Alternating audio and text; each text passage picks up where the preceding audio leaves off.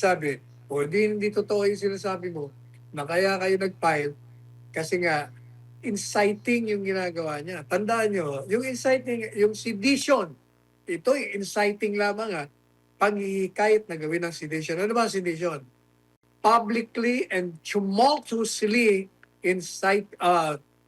doing things against the constituted authorities with intention of pabagsakin mo ang gobyerno.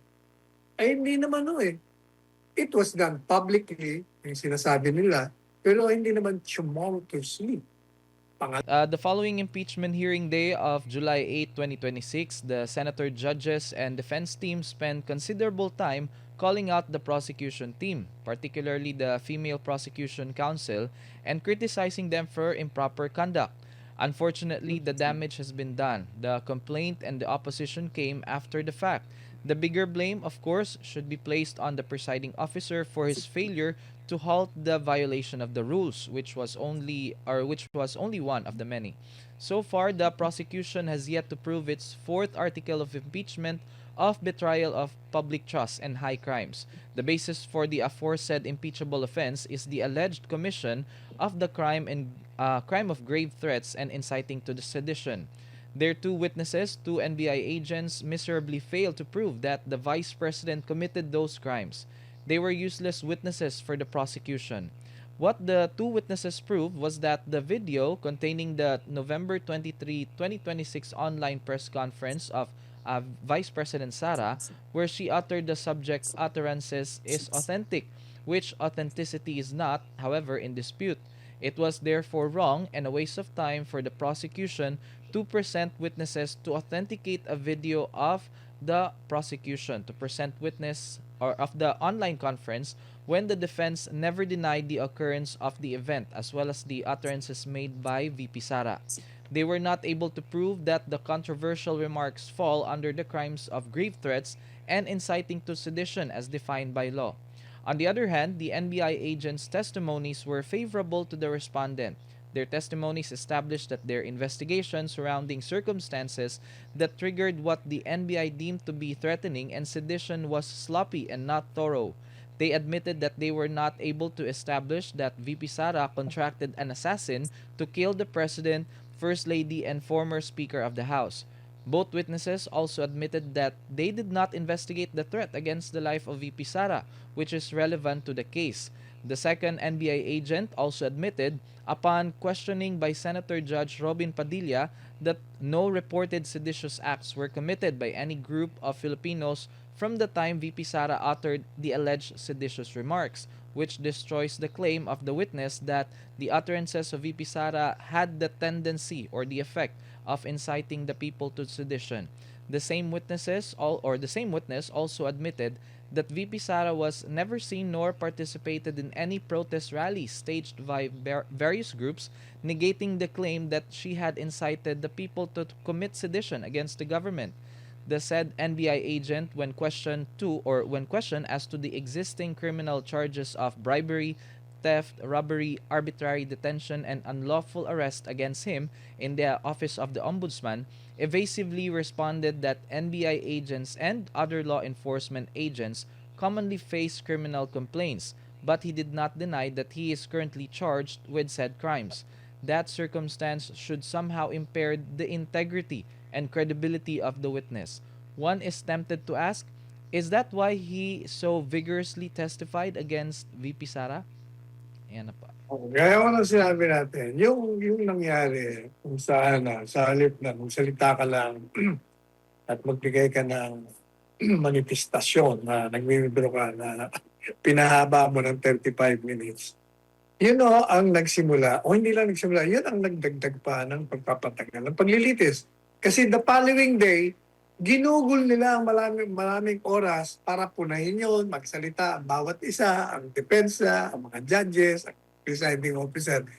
At paalalahanan ng proseso, madalit sabi, kung hininto kagad ng presiding officer, wala sanang gugugulin na panahon sila the following day at diretso sa paglilitis. Ngayon, ang tanong ngayon, ano ba ang naging kagandahan o pabor ba sa prosecution yung testigong pinresinta nilang dalawa. Eh, sabi na nga ho natin dito sa programang ito, useless. Wala naman nung naprubahan sa pamamagitan ng testigong dalawa. Kasi unang-una, ang pinuprubahan po nila, nagkaroon ng press conference online at nagsalita, nagpahayag si Inday Sara na ngayon ay subject nga ng demanda sa kanyang impeachment. At kasi pinipilit nila dahil sa mga salita, pahayag, nagkaroon ng criminal na ganap, grave threats at inciting to sedition. Pinuprobahan lang nila na nagkaroon ng online conference at sinabi ni Inday Sara yung mga sinasabi niya. Teka muna. Ba't kailangan mag-prove nun? Wala naman nagki-question na hindi nangyari yon. Kumbaga, admitted fact na yun nangyari yun. Dahil ang pinag-uusapan hindi kung nangyari yun, kundi yung bang mga sinabi niya ay babagsak sa krimen ng inciting to sedition o grave threats. Hindi yun nila napatunayan yun. Yung sinasabi, nagkontrata ng assassin, inamin po nila. O, di nakasama pa sa kanila, pabor sa prosecution. Inamin nila na hindi nila naprobahan na may kinontrata. Sinabi lang nila na naniwala sila may kinontrata kasi vice-presidente siya. Siguro naman daw hindi magsisinungaling. Ano bang klaseng mga paliwanag yan? O, pangalawa, alam po ninyo, yun ang sinasabi nila nagkontrata. Sinabi ko na ito ng isang linggo sa inyo. Kahit ka magkontrata na papatayin mo ang isang tao, pag hindi ka gumawa ng mga hakbangin tungo sa pagtupad ng iyong mga plano, ay hindi po krimen. Contract to kill or contract to murder is not a crime.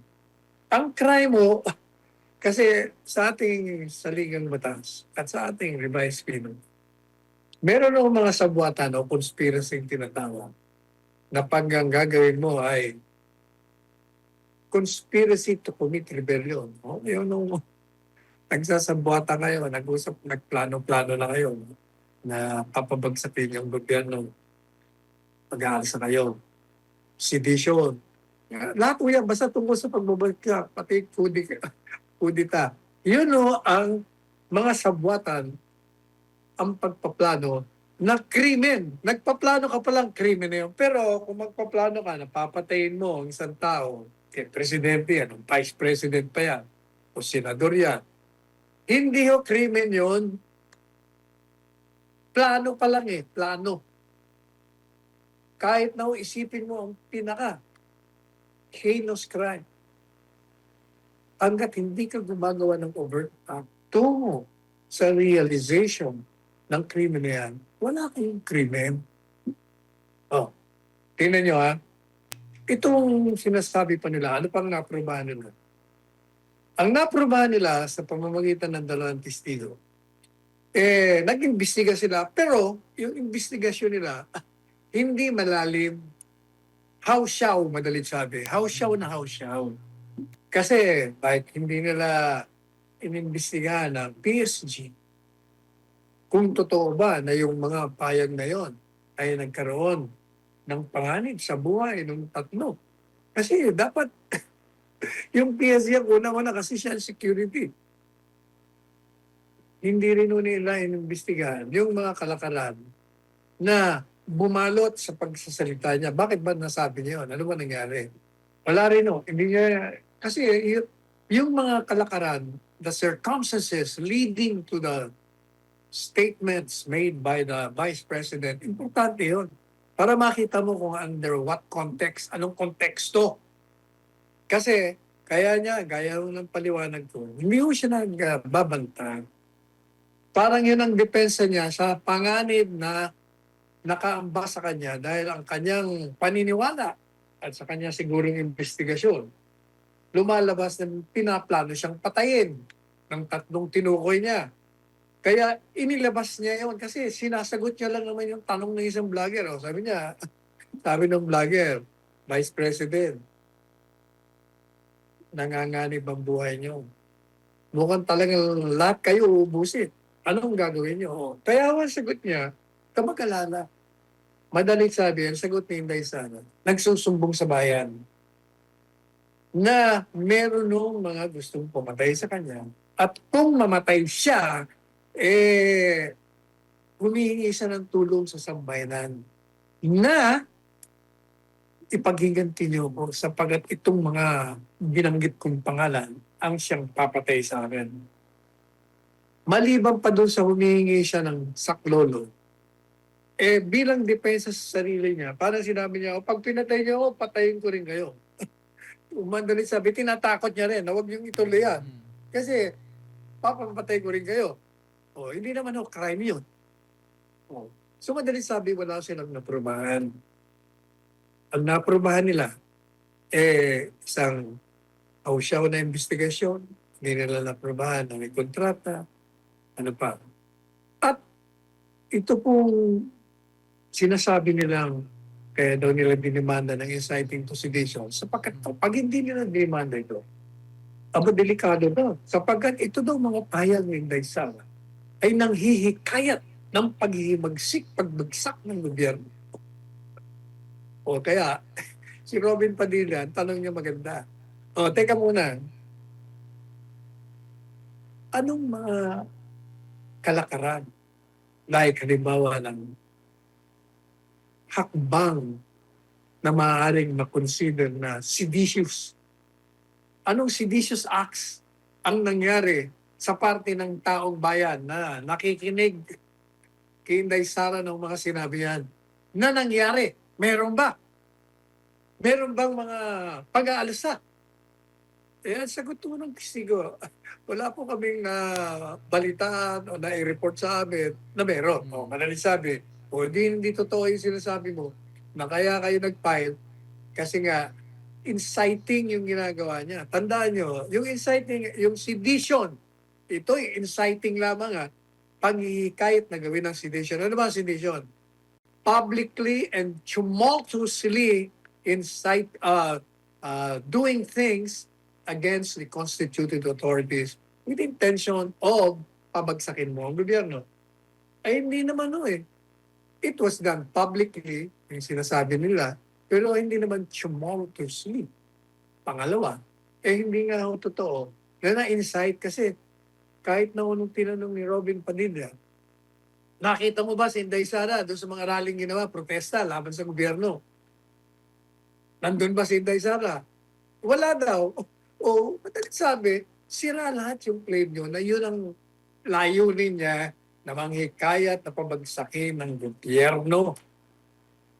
Gaya lang sinabi natin, yun yung pagbabantay, hindi yung pagbabantay yun. Kasi conditional nga. Patay na siya nun.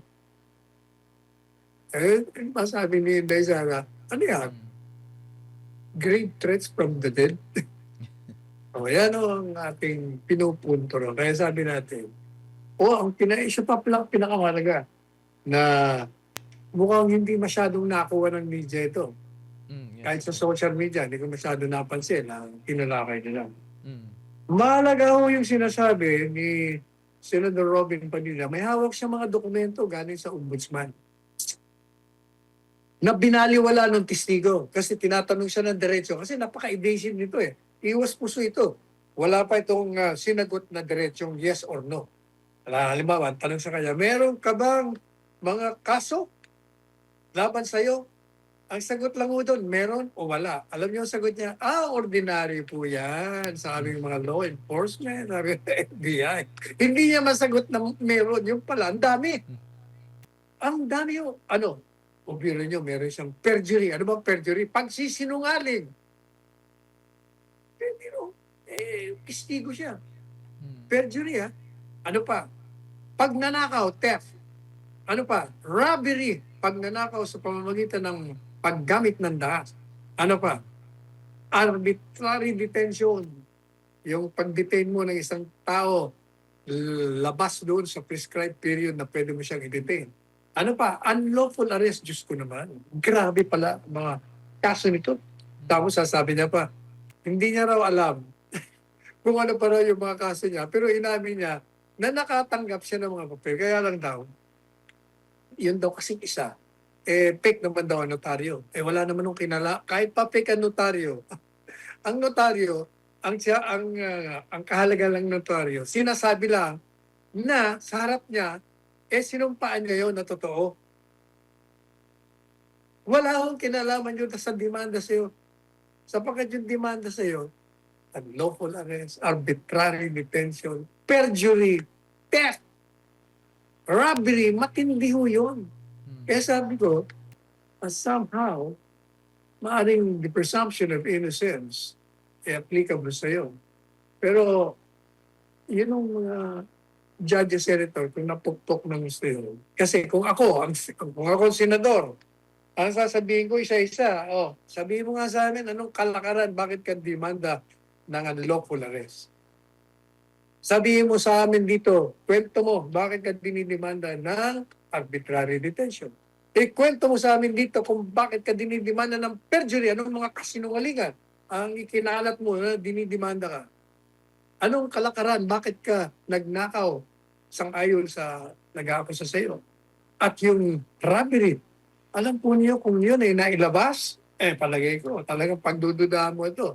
At lalo pa, yung sinasabing golden boy siya, promotion. Kaya pala masigasig ka, talagang dinidiin mo ng dinidiin si Baysal. Yung banday na, yung mga kaso mo. Kasi hanggang ngayon, sabi niya, hindi ako nakakatanggap ng notice Pebrero pa yata pinahin sa kanya yon. Ilang buwan na nakakaraan. Ba't di pa gumagalaw? Baka yung dahilan. Yan ang mga kalakaran na bumabalot sa testigong ito.